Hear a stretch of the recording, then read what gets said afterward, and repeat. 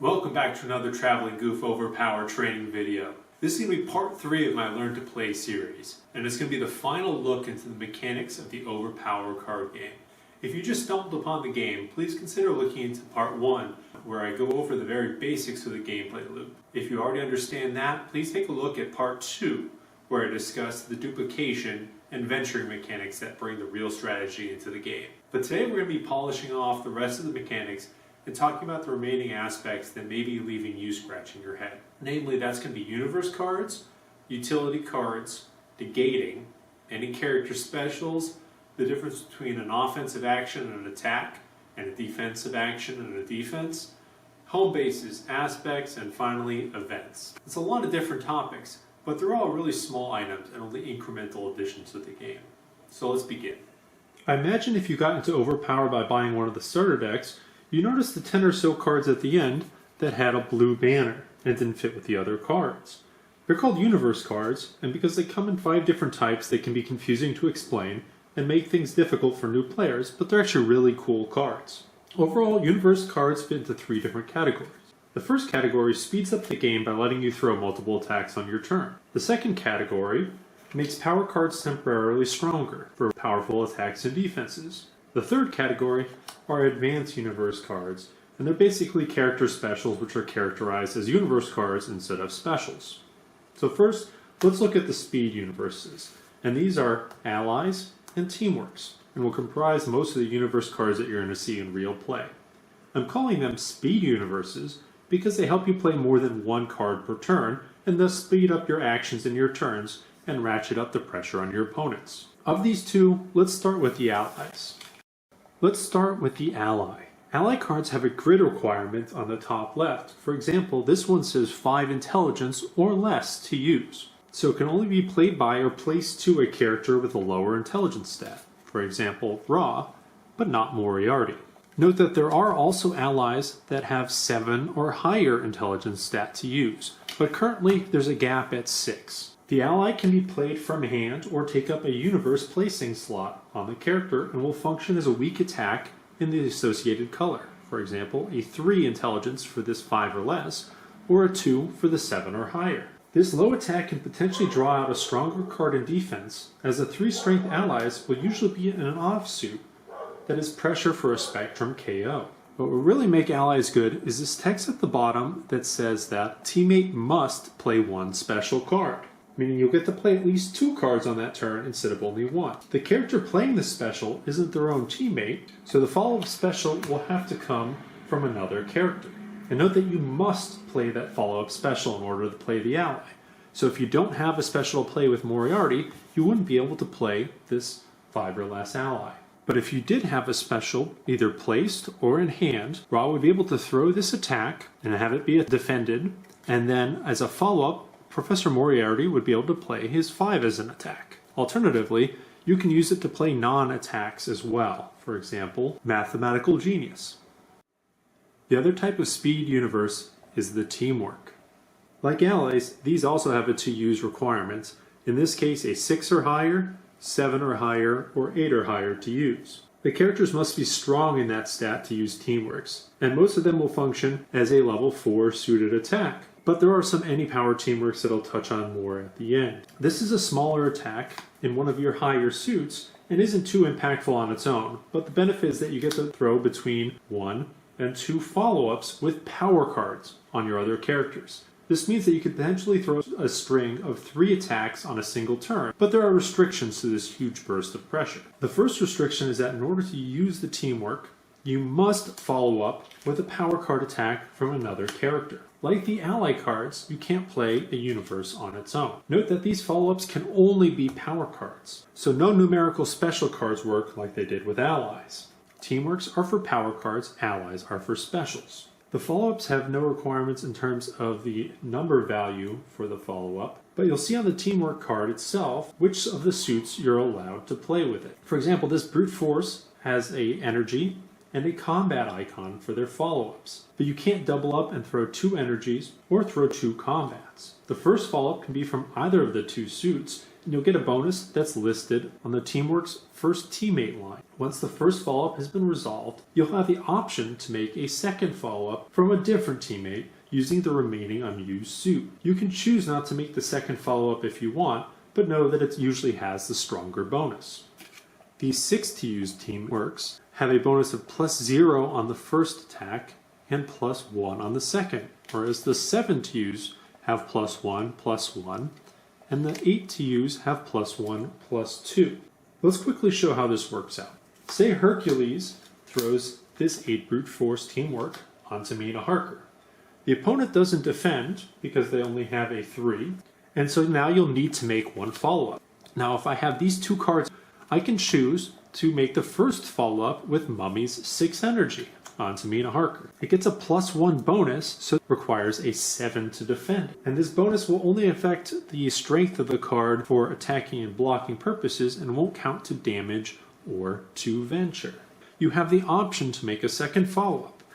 We're going to take advantage of that and have Sheriff throw the last follow-up. This is going to be a 2 +2 from the Teamwork to come across as a 4, getting through the defenses that Mina Harker has placed to her. So this one lands, and now I have a Spectrum KO on Mina, and she is knocked out, all in one turn.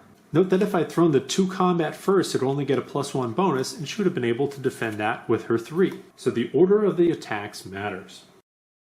6 and 7 any power Teamworks. These Teamworks are stronger and have a 6 to attack versus the suited 4s, but have weaker bonuses. Also, there's no restriction on the follow-up attacks like there are with the suited Teamworks. Alright, that seemed like a lot. But really, it was a lot of words about a few specific restrictions for analyzing Teamworks. They have a lot of requirements, but they're thrown as attacks, they let you play power cards or special cards as follow-ups, and that's about it. Easy. They're really powerful cards that force your opponents on the defensive. The other 2 normal types of universes are the bonus universes. They consist of basic and training universe cards, and they're going to be played alongside a power card to make that power card attack stronger.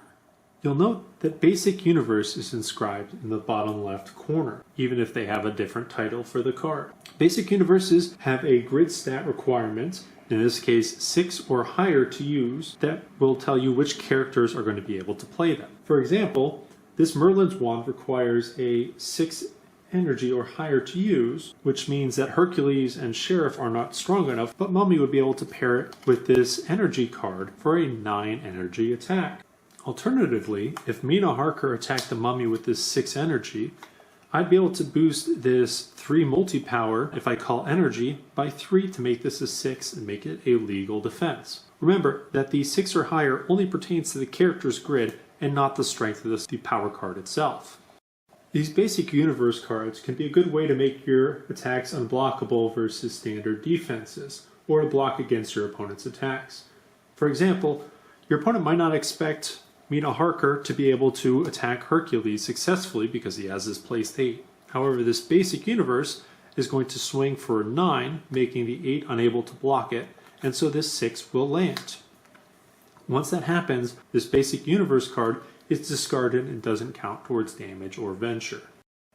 The other bonus type universe is the Training Universe. This is geared towards your weaker stats, but you have additional flexibility. For example, any character that has at least one of the 2 listed stats at a value of 5 or less can play this training in the corresponding grid. For example, Hercules can use this Combat Intelligence training to use it to improve one of his intelligence power cards. And remember, he wouldn't be able to use this to boost one of his combat attacks because he doesn't meet the grid requirements to use that universe in combat. However, using this Training Universe to boost an intelligence card can make for a really difficult hit to defend and really helps you getting offsuit attacks onto an opponent's character. Alternatively, you can use it on defense to train up your card and block a higher number. So to recap, Basic Universes boost power cards when you have a high grid for that character, and Training Universes give you a choice to boost one of 2 different suits for a character that you have a low grid on. These bonuses don't last once the attack or defense lands, so you won't get any venture out of them. Because of this, not all players like to use these cards because you're essentially using 2 cards in order to get 1 attack or defense. They can dilute your deck's power because of that, but on the flip side, you get to have basically an unblockable KO shot sometimes that's going to get that card advantage back for you. Basic and Training Universe cards are a fun, go big or go home inclusion to a deck. There are two final weird things to note with these Universe cards. The first is that any that have a bonus applied, even if it's a +0 from a teamwork, gains the traits of both a power card and a universe. So that follow-up to a teamwork would be able to be defended by both Mummy's Ancient Wisdom, which avoids an attack with a power card, or Victory Harbin's avoid one attack made with a universe card. That can either work in your favor or against you, as your teamwork follow-up would now be able to attack Van Helsing even if Holy Wafers from Amsterdam was in play, which only allows attacks made with universe cards. Note that this dual property case does not apply for the special that is used to follow up an ally, only cards that directly gain a bonus. So those are the normal universe card types. The final type is this advanced universe. Right now, Ra is the only character that has them, but there'll be more coming out in the Skybound set. These are basically special cards and require a specific character in order to be able to play them, but they act as universe cards instead of special cards. This means that they fill a universe placing slot, cannot be negated, and take on all the properties of a universe card, but are only playable by the listed character, like Ra in this case. But wait, you said that there were two weird things regarding universe cards. What's the second? Well, this one's a real brain teaser. You know how basic and training universes are played alongside another card in order to give it bonuses? Well, that's called a utility and is being used to modify the attack or defense strength. A utility card isn't a specific card type like power, universe, or special. Instead, it refers to cards which modify the game by changing a character's grid, changing the numerical strength of an attack or defense, or another alteration to the game. Playing utility cards as actions is pretty straightforward. For example, I can play Sheriff of Nottingham's Rule by Fear as an action to boost my team's numerical attacks this battle.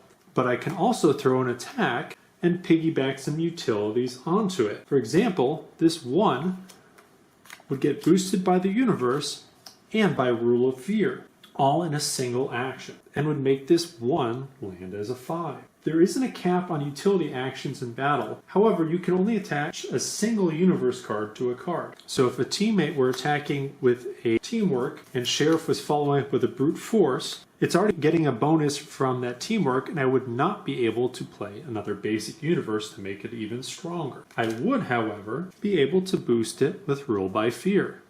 The main thing to know with utility cards is that you have to attach them where they make sense.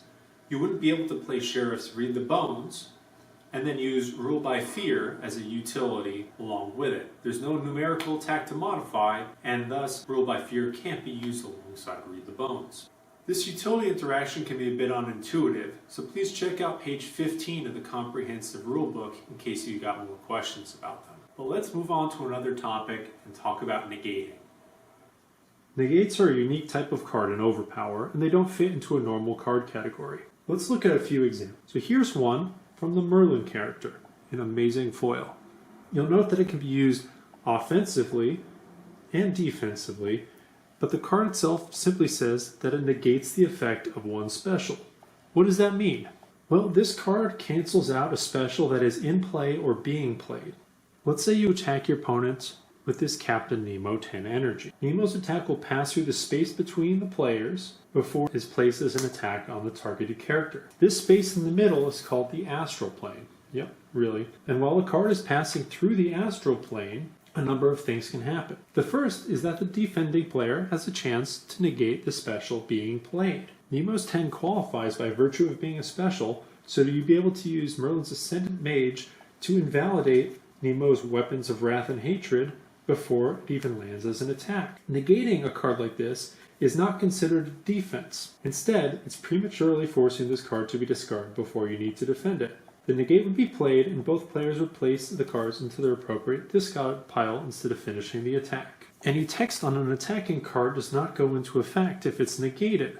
So, if Angry Mob were here, they would not be able to make an additional attack. An important thing to note is that the offensive player would not be able to negate the defensive player's negate. The offense player only gets a single action, and it's negated and you're unable to follow up and negate that negate. You don't get to go back and forth and place cards on a stack like in Magic. If you play an offensive card and the defending player plays a negate, that's it. The card's gone.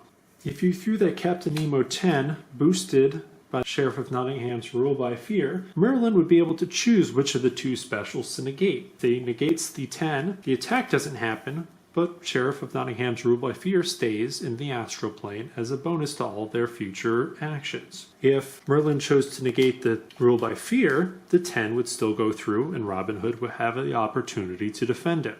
These two cards are not reliant on each other, so the negate only gets one of the two. But there are other cards where this isn't the case. Let's say your opponent chose to play Band of Merry Men boosted by a training card. This is a strange interaction, but eventually Robin Hood's Band of Merry Men is going to act like a power card and may be combined with a universe card. So this attack is going to enter the astral plane, and here it remains as a special and is able to be negated. So if Captain Nemo plays this Merlin's Magic, both the Band of Merry Men and the training universe are going to be discarded. They rely on each other, and the training cannot continue the attack alone. Another example of this will be Deja's Champion of Barsoom, which allows a teammate to combine a card for a 2-for-1 attack. In this case, Champions of Barsoom is going to be paired with this one brute force, intended target of Sheriff Nottingham. If Captain Nemo negates this, this is a combined attack,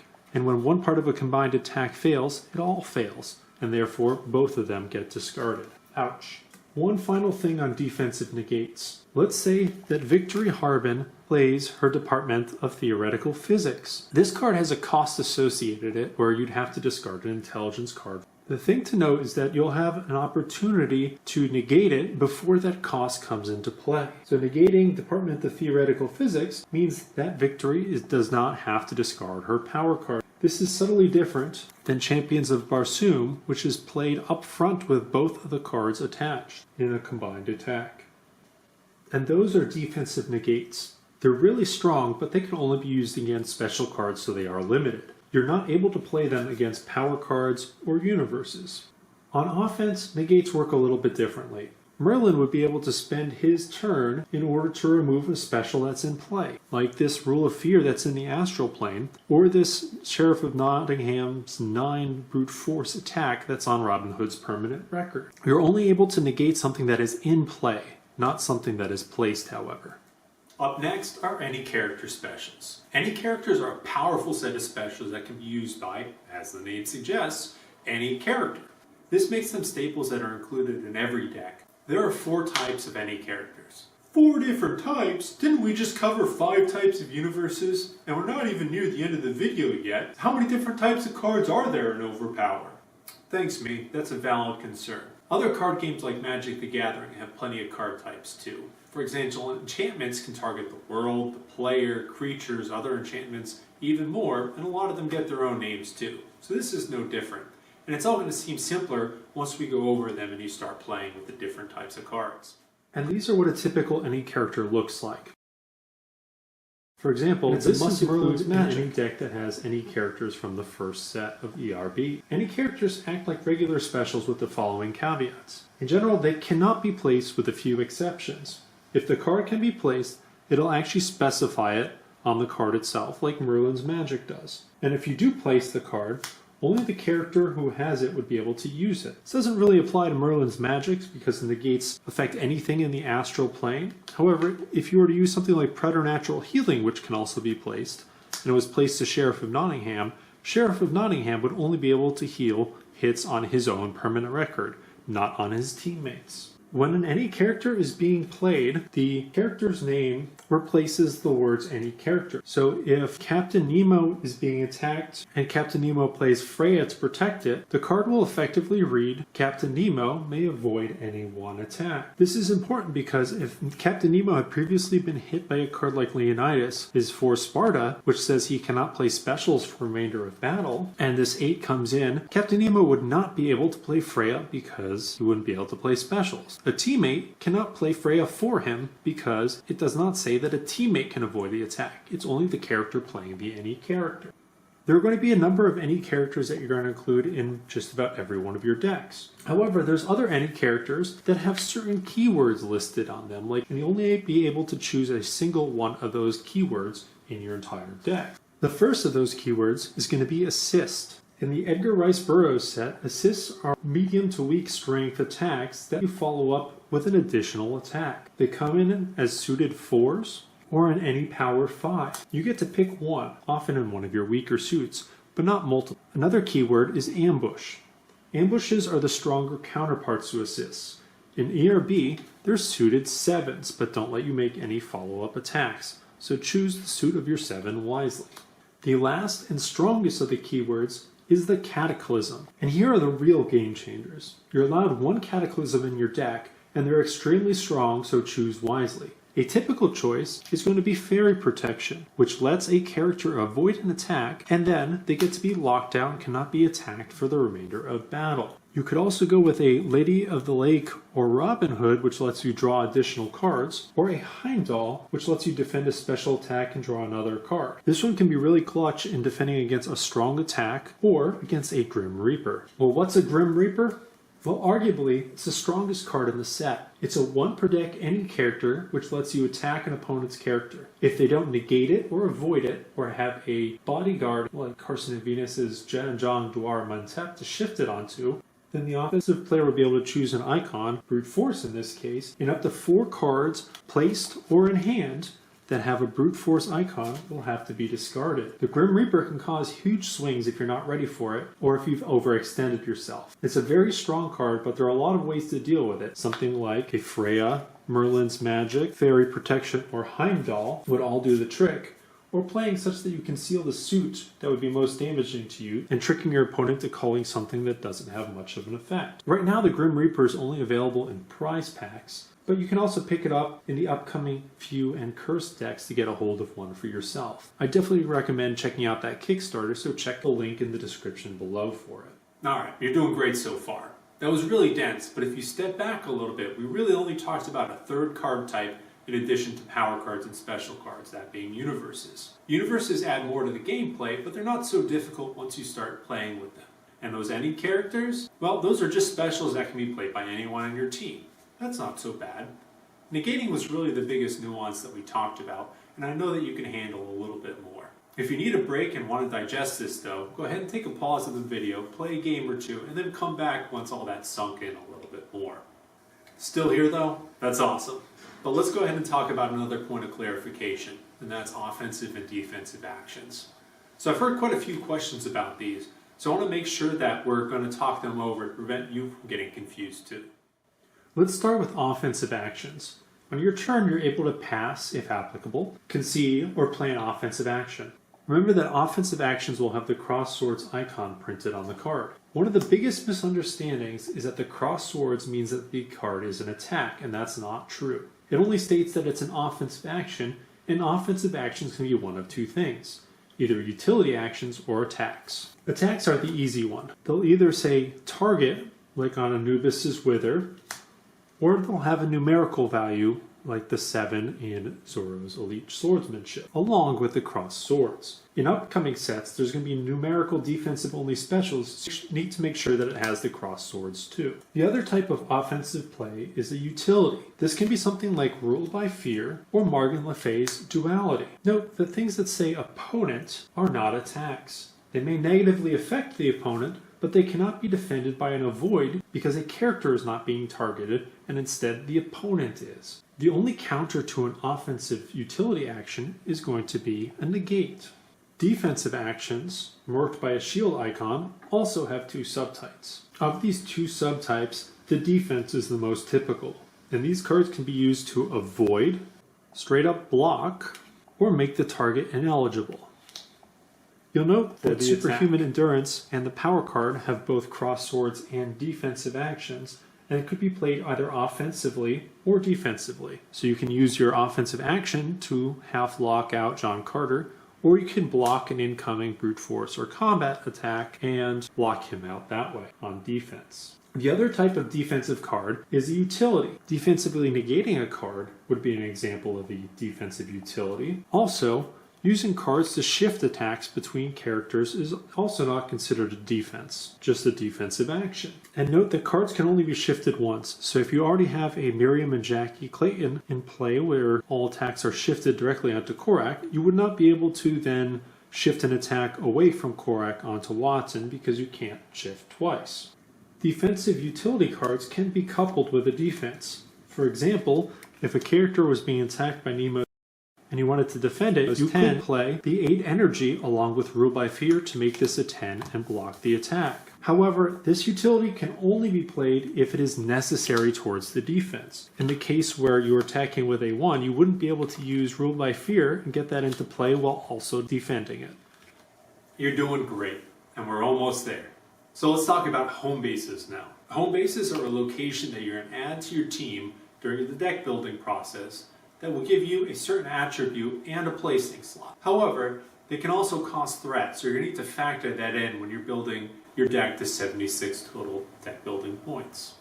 You start the game with your home base and any other cards it grants placed to the right of your reserve character. Your home base is going to stay there all game and it's going to be passively helping you, each home base in its different way. Let's say you decided to use Asclepion. This is a zero-cost home base that will let you draw an attack every time you successfully heal a card off your permanent record. This works with cards like Mummy's Fury of the Desert or Pharaoh of the 4th Dynasty, but it's from permanent record only. If Mummy had attacked to his current battle and was successful with landing an attack from Pharaoh of the 4th Dynasty and decided to remove that current battle hit, then Asclepion would not trigger. You wouldn't draw and you wouldn't be able to make that extra attack. There are currently 8 options that you can choose from to supplement your deck, so choose wisely. These home bases not only give you an inherent ability, but they also have 2 placing slots. The first one for a special from one of the characters on your team, and the second one for an aspect card. Please note that you can't place an any character special any more than you can place this any character to one of your actual characters, unless of course it says that it can be placed. Or you're using the round table, which allows you to place any character specials instead of specials from your characters. One thing to note is that if your character gets KO'd and you have a special placed at the home base, that special is stuck there unless it can be played by some other means, which is rare, so place wisely. Also, because the home base isn't a character, you can't play something like Mina Harker's Vampiric Celerity to attack it and remove the place card. Only something like Duality, which targets an opponent, would work. Now, I mentioned that the second placing slot on a home base goes towards an aspect, which we haven't discussed yet, but they're pretty easy. These green bordered aspect cards are another choice of card to include in your deck. Aspects are cards that can only be played by or placed to Currently, all your home aspects base. have this fortification tag, which means that you're only going to get to choose one aspect to include in your deck. Currently, these aspects are either the 2 multi or versions of a 4 suited card. This is an attack that must be played first, which means it can't be a follow-up and must come from your home base. And on to the last thing, the final rule of OverPower that you need to know. The final rule that you'll need to know with OverPower are events and how they work. Events are a one-round rules change. Events have to be paired with the correct mission set when you're building your deck, so you'll have an idea of what events your opponent may be playing based off of their mission set. The event phase occurs after the draw phase, and the events drawn have an either one-time effect or they could last for the remainder of the round, but no longer than that. If you draw one in the first 8 cards that you get, you'll place the first event face down in front of you, and then draw a card to replace the event. If both players had an event, the player with the initiative will reveal their event first. When you do reveal your event, both players are going to do all the text on it. So in this case, King of the Jungle states that the frontline character on your team with the highest threat is -2 to defense for the remainder of battle. This applies to both players, and Sheriff of Nottingham and Merlin would both be affected by it. If you happen to draw 2 events in your starting hand, the first one that you drew gets played, and the other will be discarded as a duplicate. You're only going to be able to redraw for that one card, however. Also, if you were to draw mid-round, perhaps from Asclepion, this card would be unusable and would be immediately discarded. So make sure you don't have too much card draw if you're running events. Some events appear to be pretty egalitarian, but you can design your deck so that they affect your opponent more than they affect you. For example, if you want to play The Cost of Knowledge is Sanity, where hits with an intelligence icon don't count to venture total this battle, you can design your deck so that you're not running any intelligence power cards, and maybe you don't even have any intelligence specials.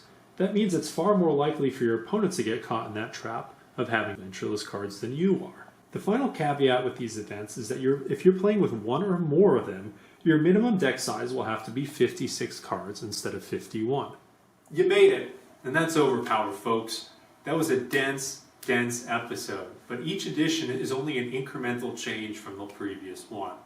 If you're having trouble understanding a single part of it, try playing without the new elements beyond that until you're comfortable, or go back and rewatch this video a couple times until it starts making more sense. OverPower is really a game of just battling back and forth and trying to trick, bully, or beat your way towards completing your missions or KOing your opponent's team. All these different options, power cards, special cards, universes, are the fuel for your battle. Placing and duplication means you have to make smart choices on what you put in your deck and then what you're going to try and keep between rounds. Venturing makes you choose when you want to engage in battle and how far you want to push. Events and home bases let you lean into a certain aspect or mechanic of your deck and make that aspect more strong. But in the end, the game's all about playing your cards in the best order that you can for maximum effect. And that's the fun part of it. You're never mana locked, you're never out of it until the game's over, and in the meantime, you're just trying to make the best and most fun play possible. So I hope this lesson helped you out. Please let me know in the comments below if you've got any more questions about one of the topics that we covered today. I'll be able to answer it for you. Now you're ready for OverPower, the full thing. So stay tuned. My next video is going to talk about how to construct a deck now that you know how to play. And that's all for now. Thanks for watching. Venture well.